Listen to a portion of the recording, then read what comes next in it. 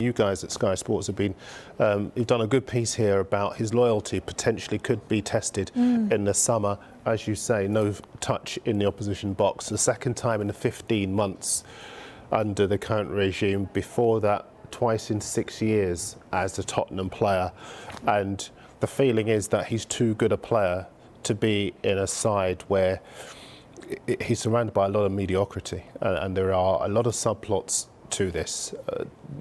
Obviously, we've got the situation with Bale and Mourinho, which has been played out of the last couple of days. But the fact is, I'm quite sympathetic, and I've been before in the show, sympathetic of the fact that Mourinho has to be safety first because his team just can't defend. We're a long way since Pochettino built that defence that had the best defensive record in the Premier League jointly with Manchester United one year, and the subsequent year they were the best outright. We're a long way from that. Lots of players passed their best in that Spurs squad and in the Spurs team. So Mourinho has to do whatever he can to compensate for that, but still they're so poor defensively. And given that Harry Kane is 27, he's got 3 years left on his contract, there'll be a lot of teams where he would be a good fit, and it could be a problem if one of those clubs comes along to Spurs in the summer and says, look, here's a huge amount of money, we'd like to take Harry Kane. What does he do, considering he did a podcast with Jamie Redknapp, as I recall, last year, where he said, look, I need to know that the club is as ambitious as I am. And that was the first indication that perhaps he could be thinking of a future where he can actually ally some silverware to those goals, because he's too good a player not to be That's what he wants, isn't it, silverware? I think he definitely wants silverware, and he's chasing Alan Shearer's record as well, isn't he? He's going to be looking at it now and thinking, the way we play at the moment, am I going to get anywhere near that record? And you just want to see Harry Kane in a team like, I know it's probably not going to happen, but Manchester City, you see Sterling flying past Davies yesterday, putting the ball across the box. How many goals would Harry Kane score in a Pep Guardiola team? Well, you tell us, you're a striker. I think he'd score 30 a season, because for me he's the best finisher in the Premier League, if not world football. And he's going to want to play in a team where he's getting more chances. He's going to want to win things. Harry Kane's not going to want to retire. Whenever he retires, look back and think, I was one of the best ever England strikers, but I didn't win anything. But how hard is it when you're a player and you absolutely love the team that you're playing for? Yeah, he will love Spurs, but it comes to a stage where he'll probably get fed up. Season after season, they're not even getting into the top four, and then you're not winning anything. It's going to be tough to win the Carabao Cup. I mean, if they're playing Manchester City like they did yesterday, they've got no chance.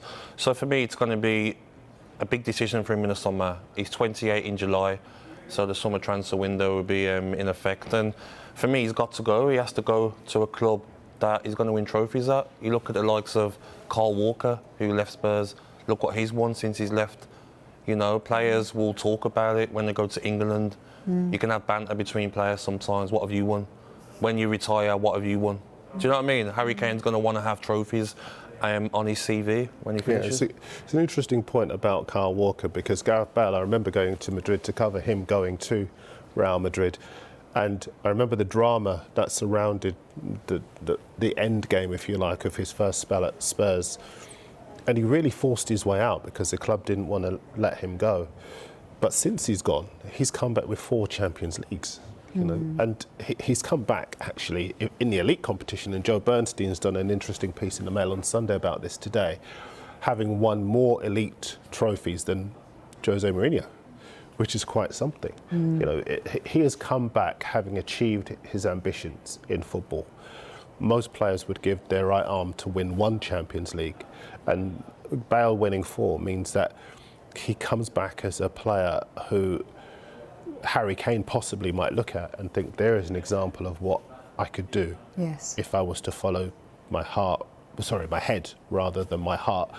Listen, I know a lot of Spurs fans will look at that situation, they probably won't be happy even with us talking about it, but there is a realism about the fact that, does he want to be a player like Bale or an Aubameyang, who's a super striker but doesn't have anywhere near the amount of trophies to ally with that fantastic goal? Look at Van Persie when he left Arsenal. He went to Manchester United because he wanted to win more trophies. You know, he wanted to win the league, and he goes and does it with Manchester United because that's what he wants to do. He didn't want to just settle at being at Arsenal. Harry Kane will look at it now and think, I could probably play in most teams in European football. I'm that good. I've got the quality. We've seen his finishing abilities.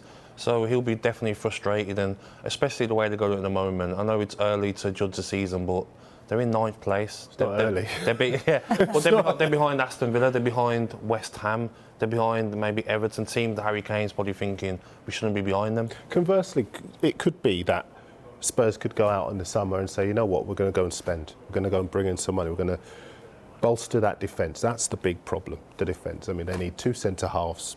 They probably need competition at right back. Regulon, obviously, is a good signing. So they've got 2 left-backs. They clearly don't trust Vinicius. Otherwise, there wouldn't have been this pantomime around Kane coming back. But they need strength in depth up front as well. I mean, there are several areas where they need strength in depth, quality.